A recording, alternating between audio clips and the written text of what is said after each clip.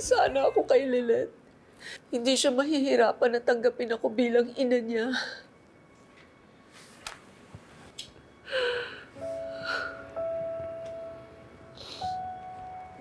Why don't you just let her go for now? You can always reach out to her later. Yeah, okay. I'll give her all the space that she needs. And maybe sa tamang panahon, pag ready na siya, makakahingi na ako ng tawad sa kanya. At sana mapatawad niya ako. Ayoko nang mahiwalay ulit sa anak ko.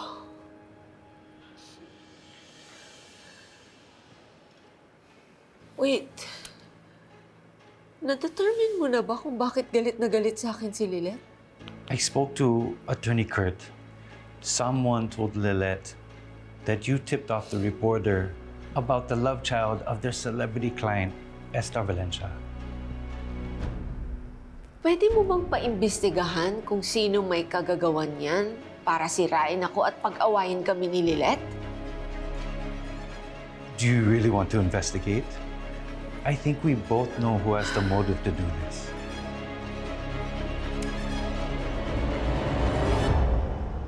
Kasama niya pa si Bonnie, nakakahiya. Era! Wait, I'll call you back. Aminin mo sa akin, ikaw ang nag-leak sa press tungkol dun sa anak sa pagkadalaga ng kliyente ni Lilet? At sinabi mo ako ang may kagagawa nun? Matty, I am a very, very busy person. Bakit ko naman pag-aaksayahan pa ng panahon yung very precious long-lost daughter mo? Cut the crap! Wala namang pwedeng gumawa nun kung hindi ikaw.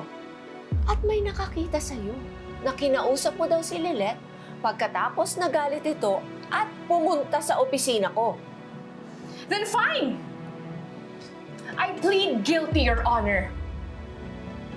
But I'm not sorry for what I did. Because she deserves it. In fact, kulang pa nga yung ginawa ko sa kanya eh. Bilang kabayaran sa pagsira niya ng relationship nating mag-ina. Nak, tulungan niyo muna ako sa kusina para makapag-usap sila.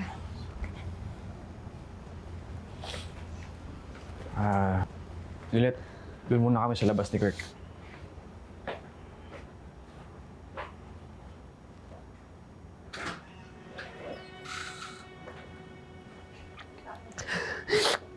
Paano niyo nagawa sa akin to? Alam niyo na anak ako ni Atty. Mel, pero hindi niyo sinabi sa akin. Anak, pasensya ka na.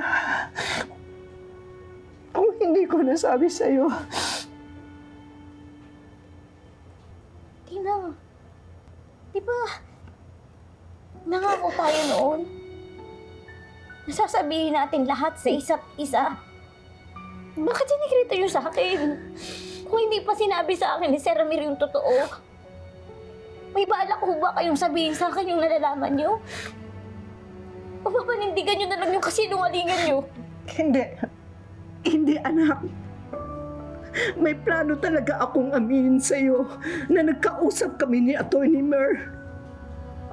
Kaya lang, sa tuwing magtatangka akong kausapin ka,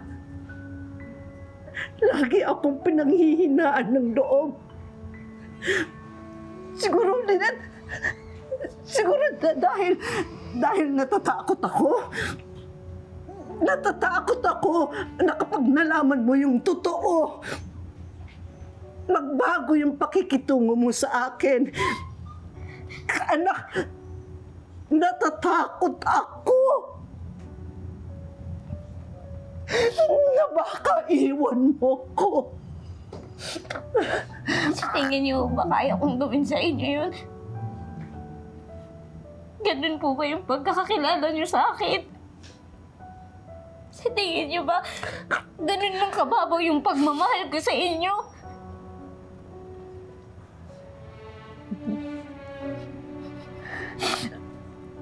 Sorry, anak. Alam ko, walang excuse sa ginawa ko. Anak, Nagsisisi na ako.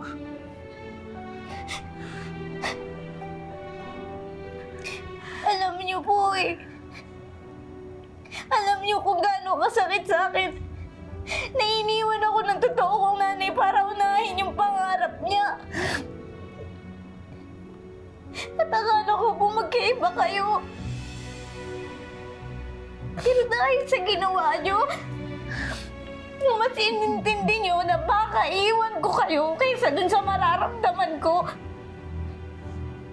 Pareho lang pala kayo ni Atty. Mer. Sarili niyo lang yung iniisip niyo.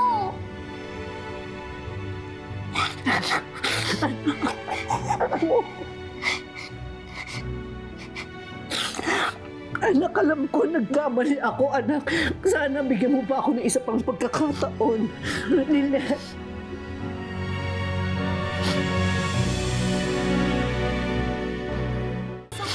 Uwi ako dito kasi akala ko madadamayan niyo ako sa pinagdadaanan ko.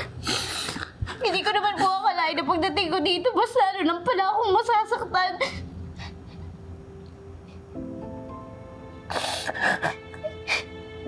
Siguro, mas makakabuti na hindi mo na ako dito matulog.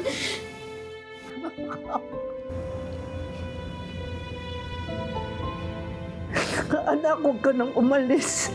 Ayusin natin to. Anak. Sana ganun lang po kadali. Pero hindi po basta-basta gagaling yung sugat. Magpapalamig na po muna ako, saka na lang po tayo mag-usap.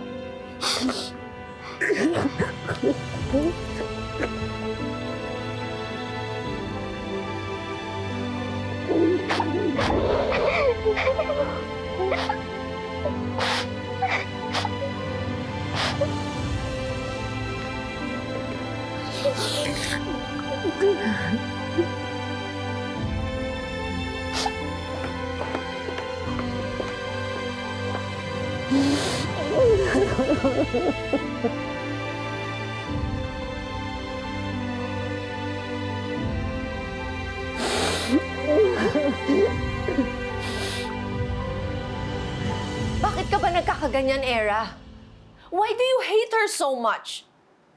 Wala ka na magagawa. Accept the truth na magkapatid kayo. Dapat nga maawa ka sa kanya eh.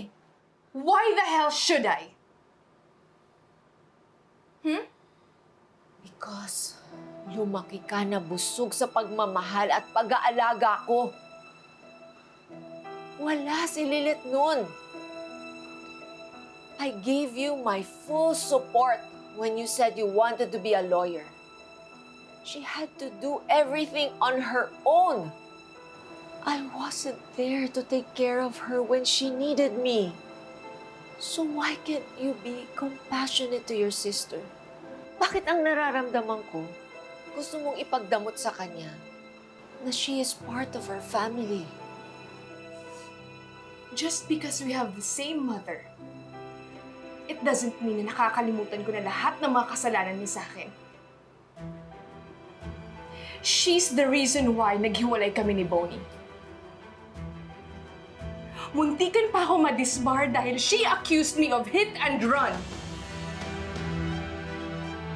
And Mati, don't forget, muntikan pa akong malumpod dahil sa kanya. So sana, Mati, huwag mo sanang ipagpilitan na tanggapin ko pa si Lynette. Because I would rather die than call Lynette as my sister.